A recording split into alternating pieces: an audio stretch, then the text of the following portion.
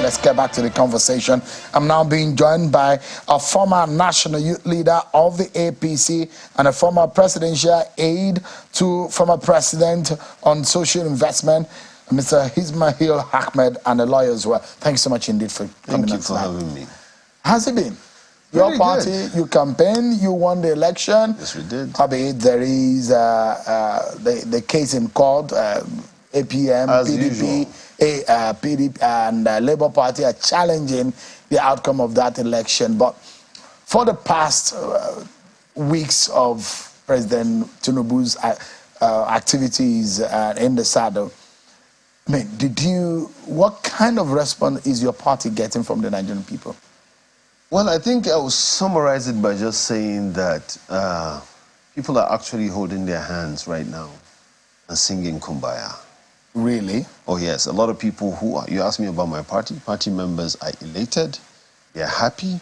And you could even see a simple example by Baba Bode George now, who you know is an ardent critic of President Bola Tinubu as a person and his style of management. But right now, in his interview with you right now, you know, for someone like him to go as far as saying he thinks the start has been reasonable and he has hopefully jettisoned his plan to relocate out of the country if Bola won. President Bola Ahmed Tinubu won the election, and he is winning the hearts and minds of the country. It's fantastic. There are those who will say it's still the honeymoon period, and there are those who will say, well it's too early to judge. Let me tell you this. If you sit down with the president, you get a sense of somebody who understands what he's coming to do. You understand who understands his place, who wants his name and his place in history, and what his legacy to be from day one. And you see a man who understands that we had an election, that we had about 26 to 27 million votes. We got about 9 million votes. We got 14 million votes of people that voted against us, or rather for other political parties. So he knows from the get-go, from the day he was announced as the winner by INEC, he knew that the only way he could win the minds and hearts of people is by performing. And every conversation that he has held, every meeting that I've had the privilege to be in, or spoken to someone who was in a meeting that the president was, you know, I mean, you could tell that his mind is in the right place, that his attitude towards the development and the security and the economy of this country is in the right place. So none of this move is surprising to a lot of people that have come in close contact with him, understand what his fervor and his ferocious patriotism is and what he intends to do for the country. So we hope that this honeymoon is going to last to the end of the marriage. The hope is that he becomes the president. That's the hope of continue to be president. That is, he will continue to be president. What do you mean by that? There is a case in court. And you are a lawyer. Can we focus on the performance of the president? That up until the very final court in the land, this case might well, we can keep our fingers crossed and see what happens in the end. Even him cannot be able to determine as the cases are being argued in court. And so there are those who believe that their mandates is being stolen and they will get it back. There are those who believe that President Tinubu didn't rightfully win the election, and they're arguing it in court, and for them to argue.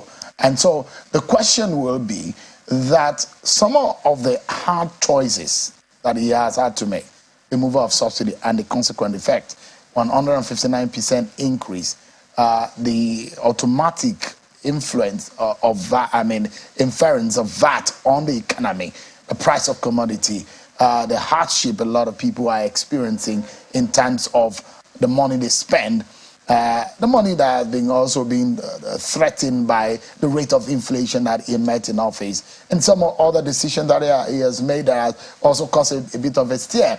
The question is whether or not within the Renewed Hope Manifesto, the place of the average Nigerian. Now they're talking about a change in the minimum wage. The totality of the picture, with the interaction you've had with the president, what kind of picture does he have for the very people in the lower ladder of the strata? He understands that it's all about them, really.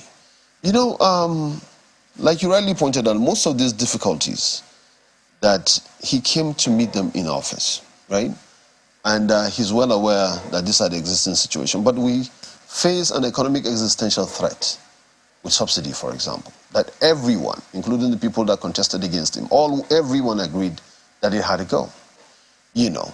And the president is so skillful in terms of his political, you know, prowess to say that, you know, most of the hard decisions that you would have to take that would benefit the country in the long term, you know, you would have to take them within the first 6 months so that you'll be able to set the course straight.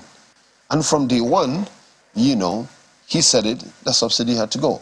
Well, initially there was already... I believe that was a knee-jerk approach. Oh, no, that wasn't a knee-jerk approach. There was hold on, can I answer the question, Mr. Shim? There was already the budget of 2023 do not extend the subsidy above June in any case, you know. So all what he did was somebody that just had to announce it, because budget-wise it was not included in the budget. So even if we hadn't announced it, there was no way, because there was no provision for it in the budget, and so it had to go. You know, the new act, the PIA Act that was signed by President Muhammadu Buhari, had already envisioned the fact that there will be no subsidies. That would be the only condition for other foreign investors to be able to come in, and other investors to be able to participate in the oil and gas business. So he announced it completely. That was a gusto move. That was a real move. And then now there is a spirited effort, you know, between the government and major stakeholders in the oil and gas industry to be able to manage the subsidy removal going forward. But his mind and his heart, from what I have seen and heard, directly and indirectly, is always on the people at the bottom of the ladder. And that's why he's always talking about, what do we do about minimum wage? How do we allow this, the poor people to breathe in this situation?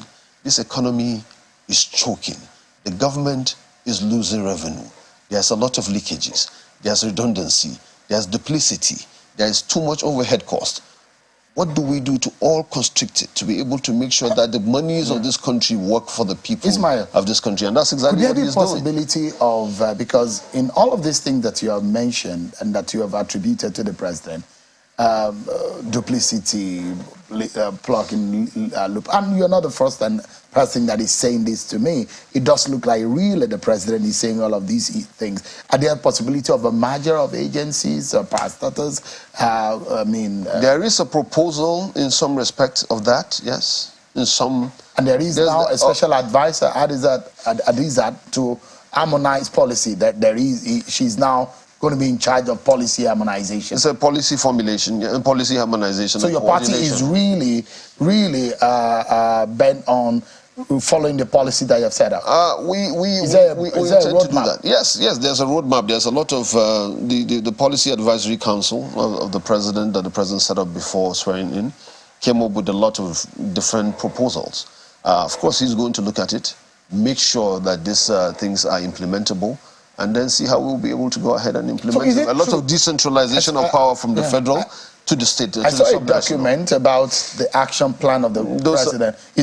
Could that be true? Those are leaked documents. So could that be true? None of them is absolutely foolproof. But there might be some truth. No. I know that there is a move to look at how we can propose the merger of some redundant and some proliferated agencies that is the government really very detailed in that?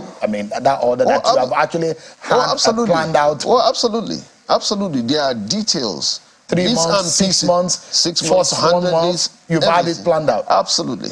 In terms of policy direction. Policy direction, implementation, when to implement deliverables, key performance indicators, the kinds of people we want, the kind of meritocracy. If you can see some of the people that are appointed into special advisory role as we speak, is deliberate. None of them is a knee-jerk approach. None of them is not well thought through. Everything is well thought out, discussed, basically consulted. You know, it's on point. The president. If you look at the service chiefs and the appointment that's been made so far, I mean, it's been one day, one major, but the president has traveled. The villa has been very busy. If you know those who are working in the villa, they'll say, for several hours, this president will be in the office. True. And it doesn't close until night falls. True. And unlike what they've seen in the past, so it does look like there is, I mean, look at what is the painting on that map and tell us, is it deliberate that these are to come from most parts of the country to give a semblance of a federal character nature? I think the primary consideration for him is merit. The primary consideration is merit. The secondary consideration is probably merit as well. He understands that we are in a security crisis in so many parts of this country. He's looking for some of the people that have demonstrated capacity to solve these problems in their various units, be it the Air Force, Navy, and the Army.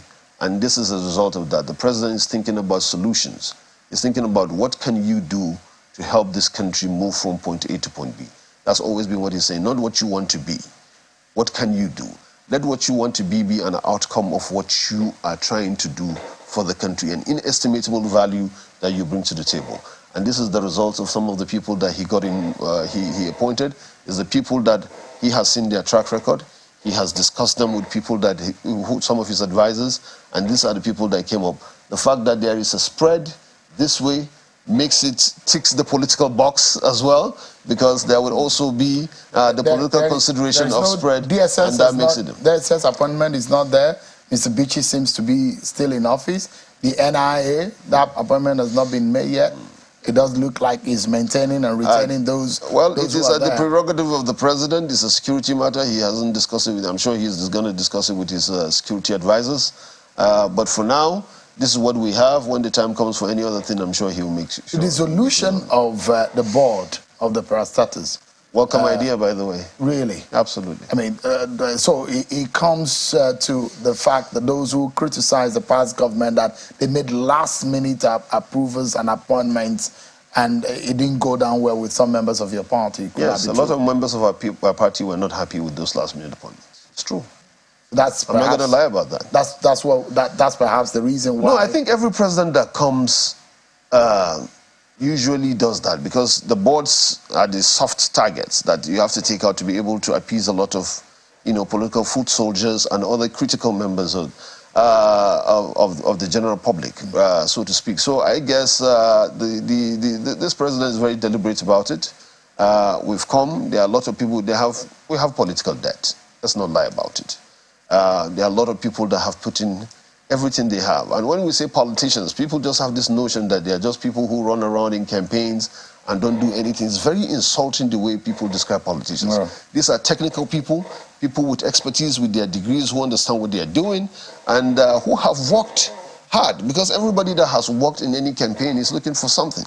And, the president has gotten there, he said, you know what, let's look at the people who, based on merit, deserve this and who have worked hard, and to be able to join it. So the solution is the first part. The second part, of course, is the reconstitution. My final question to you, Ismail, in just about 40 seconds so we can close, is going to be the election has left your party impaired in one way.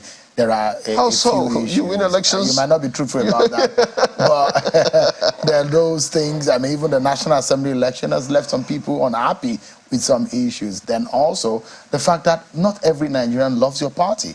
In fact, not every Nigerian wants the President Tinubu to be the president of Nigeria. It is suspected. How is your party, has your party realized it, and are you working to ensure that there is a management of all of these issues from the point of view of crisis manager within the party and to the Nigerian people? Let me say this to you. The most effective way to reconcile or to bring in an enemy or someone that does not agree with you is your performance. And the president has been performing stellarly well and excellently well. I have received phone calls. I have seen it on Twitter. I have seen it on social media, how many converts we've had in the last 3 weeks as a result of the president's performance. In terms of the internal squabbles within the political party itself, that will continue to resolve. It's an ongoing issue. A party is an elite organization with a lot of people with egos and baggages. Some people will cross each other, but would come to an arrangement. The president is leading the charge. He's dealing with the government. He'll come back to the party issue at the right time. Ismail Ahmed is a very close ally of the president, one of those who have the ears of President Bola Tinubu. Did I say that? You're the one saying that too. Maybe you're thinking you need security because of that. All right. It's the fact that I made the announcement because I know you have the ears of the president. You are close. You are an inner circle member. No, I'm just a former presidential aide on social investment, a lawyer, and a former national youth leader of the APC. Thank you so much, Ismail, for coming. Thank you for having me, Chef.